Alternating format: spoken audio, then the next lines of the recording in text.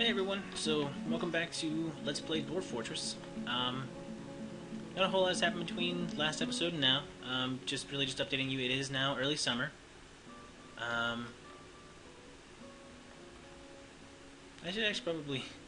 should probably convict that vampire at some point so he serves time. Whatever. As you can see, our Captain of the Guard has gotten so good he can now keep track of 15 chains. So, haha. If I wanted to make our dungeon bigger, or our jail bigger, I totally could. But I won't, because 8 is enough. Just like that weird TV show. Anyway, I'm only aware of that there is a show called 8 is Enough. I don't know what it's about. I don't know if it's any good. I don't even know when it aired. I'm just making vague referential jokes to garbage. I have no idea what I'm talking about. Anyway, I'm rambling again. So yeah, I just kind of wanted to, just let you know, it's now summer. Nothing else has happened. Literally nothing has happened since that baby had died of thirst. That should be it. I think I almost have my guys completely kitted out with steel. I think the only things I have left to make, I have to finish making greaves for everybody. I have to replace all of their low boots and their shields, I believe. I think they have everything else. No, and breastplates. I need more breastplates.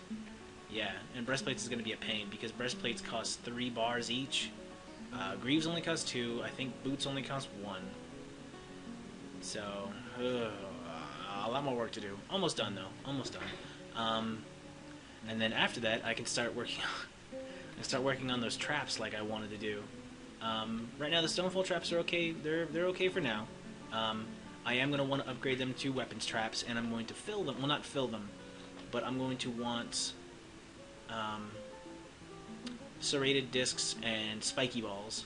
And I'll explain why once I actually get around to building and equipping them. But the short story is that both of those items, when placed in a weapon trap, will strike 3 times instead of 1.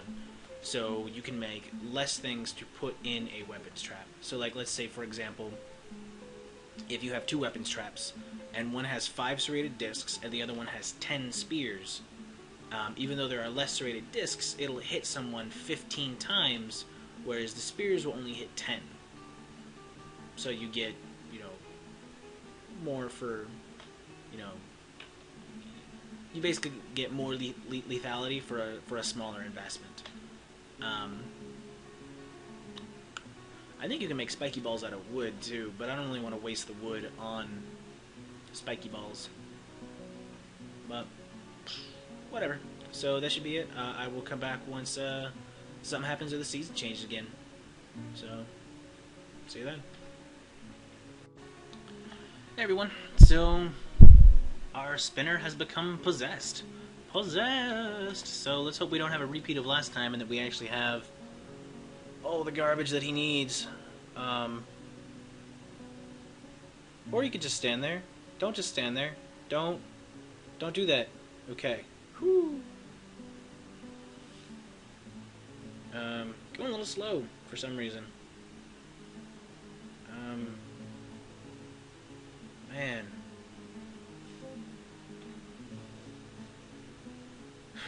So let's see what he takes.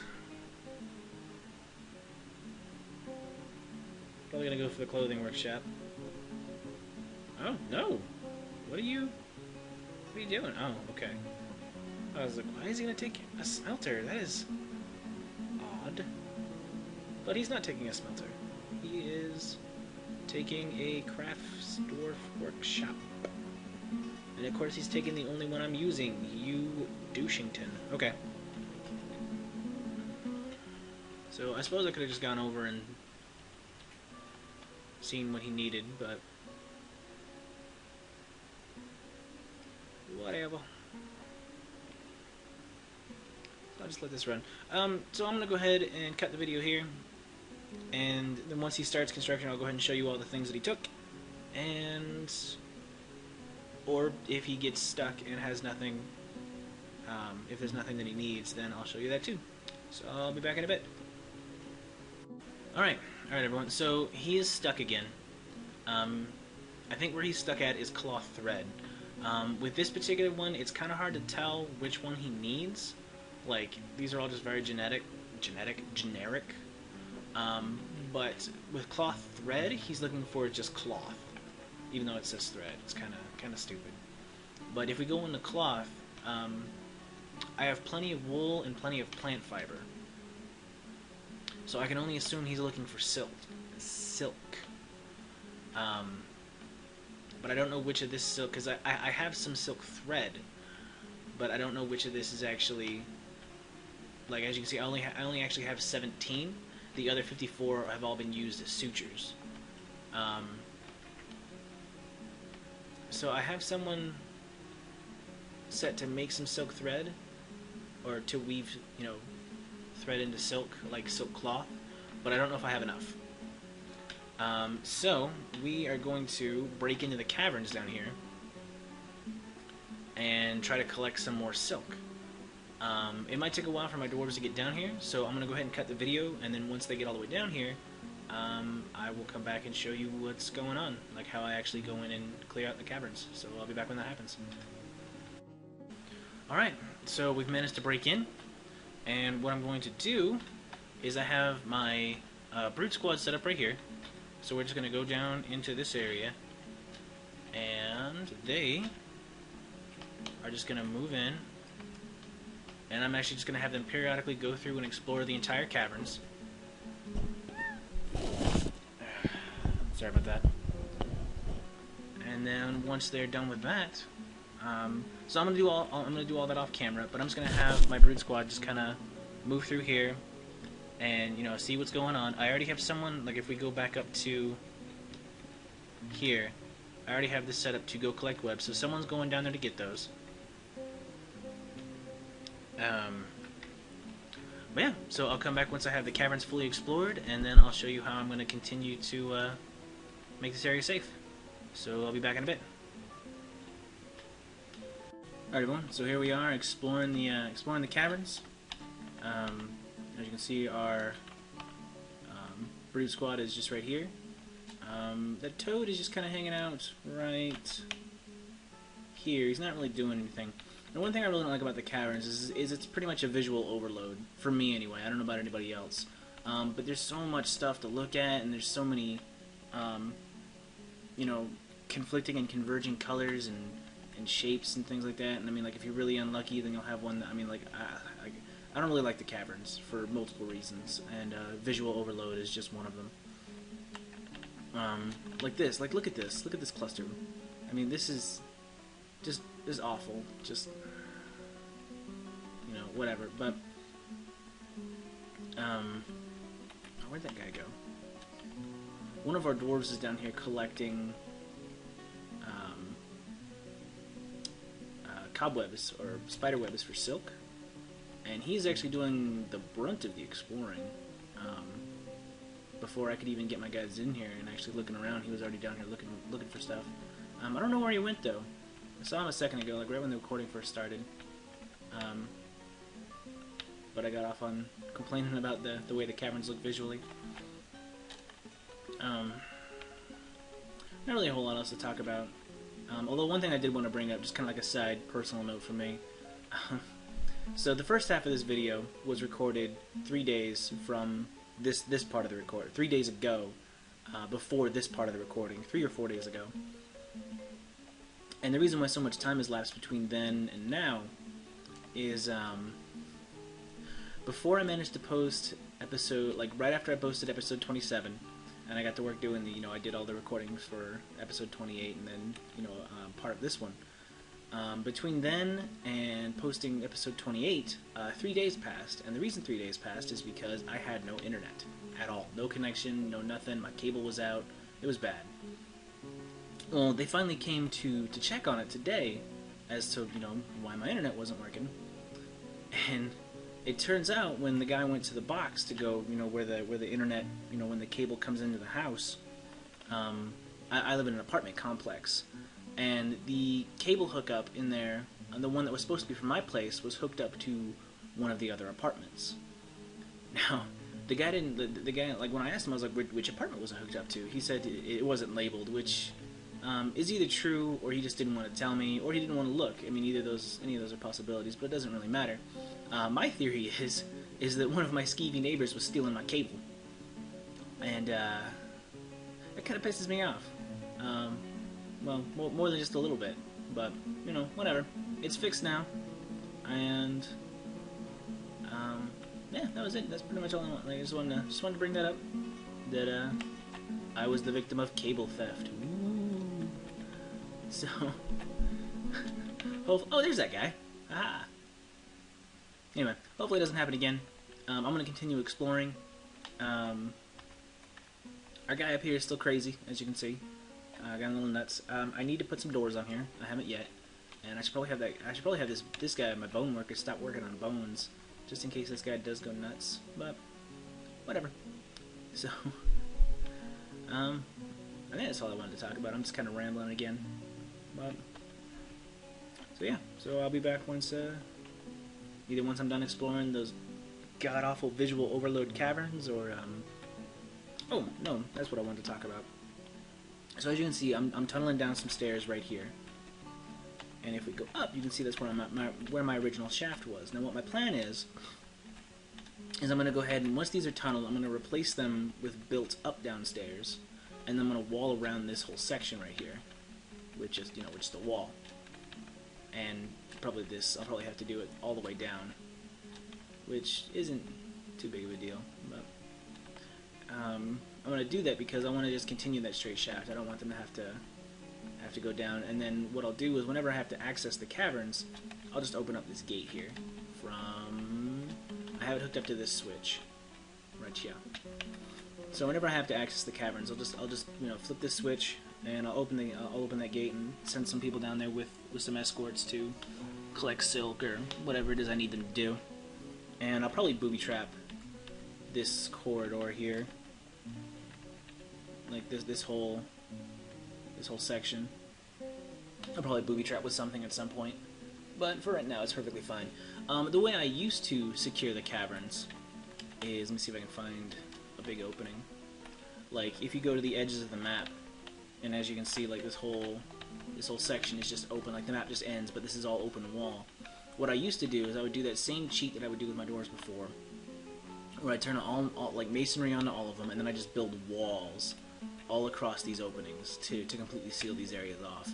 But that's really tedious, and it takes a lot of time, and it's kind of cheating a little bit, and it's kind of stupid in retrospect. I mean, especially when you have a big cavern like this, because I mean, like you can start off and just wall off like the bottom floor, like if you just wall off this section right here.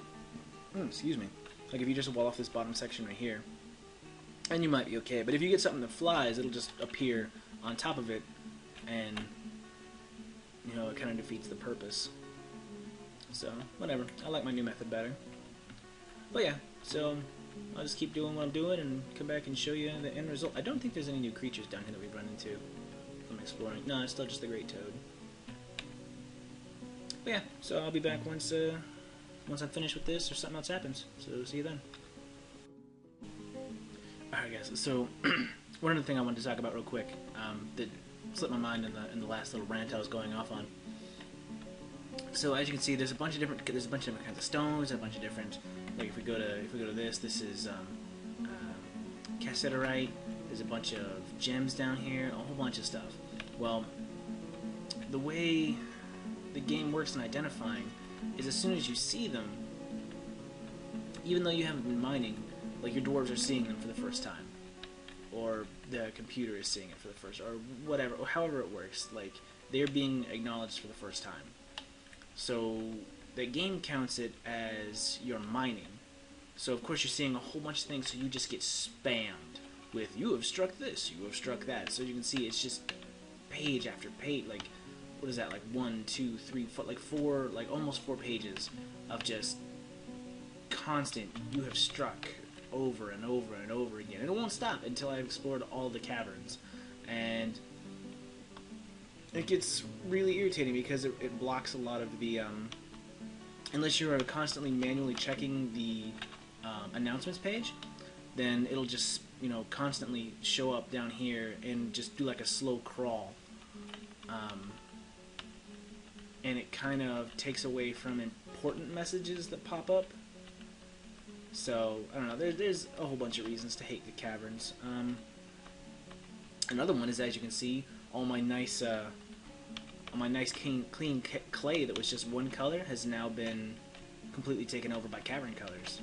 Because the theory is that once you break into the cavern, it releases spores up into your fortress, and anything that is clay or sand floors, clay or sand floors, they all start to grow moss or fungus. So as you can see, it's dense floor fungus, dense or sparse cave moss. We even have some shrubs and fungi wood and tower caps and shit growing. And that's cool if you want to build your own underground forest, which I think we're going to try to do right here. I had mined this out like a while ago, but I just never brought any attention to it. So we might try to do that. Although I don't know why nothing's growing here yet. Because this is all... Oh, no, but it is. It says it just doesn't look like it. It hasn't actually sprouted yet. It's all muddy, I guess. But yeah. So we might try to build a little underground forest here, or... excuse me. Or I might just say, you know, screw it, and just leave this part.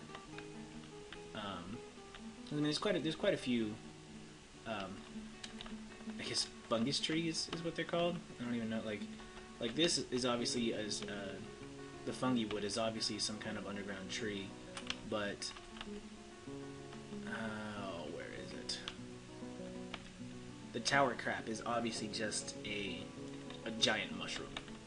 Just, it's a giant underground mushroom that is so thick that it can be used as wood. That's kind of gross, but whatever. So I just wanted to point that out, that, you know, just never... This is going to turn into the video where I just spend the entire 20 minutes complaining about the cavern. Because I hate the cavern. I hate you, cavern. Anyway, that's all I wanted to talk about. I just wanted to add that last little tidbit to my ranting. Hopefully this will be the last one. So I will see you when something else happens or season changes. We'll be back in a bit. Hey everyone! So, in the process of exploring the caverns, we run into a troll! Yay!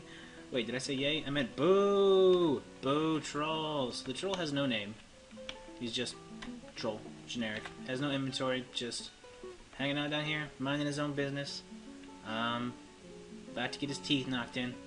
So, yeah, let's do this. So, not all of my squad is where they're supposed to be yet, but if I know them, and I do, they're probably going to run in like an idiot. Yep, there he goes.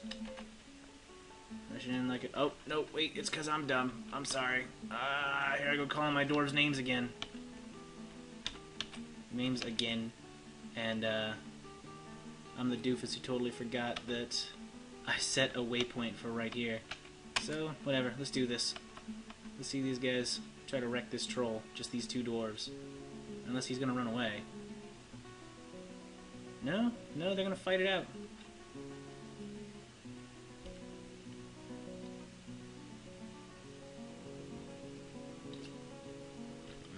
Delicious water. And there he goes. Troll done. Bye, troll. I know this was your home, and I just came in and kicked you in the face and took it from you, but them's the breaks. So yeah. Troll defeated.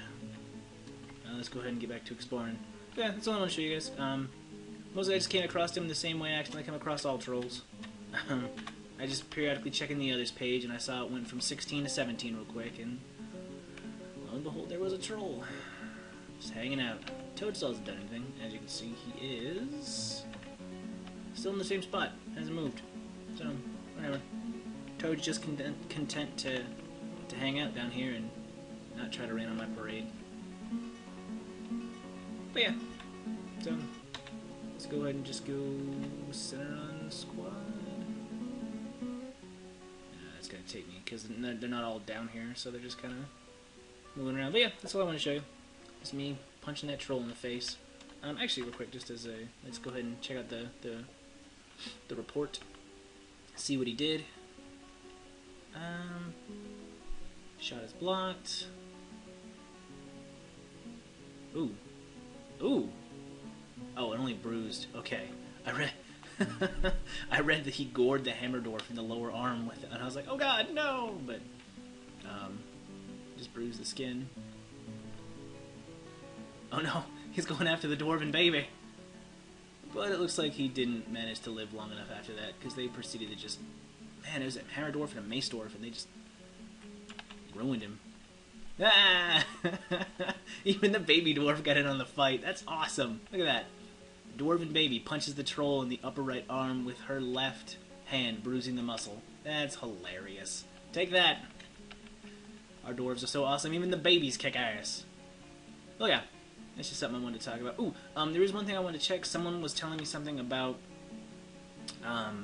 how the like if you have dwarves who have diagnosis turned on, just the fighting reminded me of this. If you have dwarves who have diagnosis turned on who have no skill in it, it could actually be catastrophic. So I'm actually going to check the health page real quick. I'm going to do it off camera because it's going to take a bit of time. I have to scroll through and see if anything's wrong. But as you can see, like if we go here, like there's no more dwarves in the infirmary, so I'm pretty sure they took care of it. Because I read online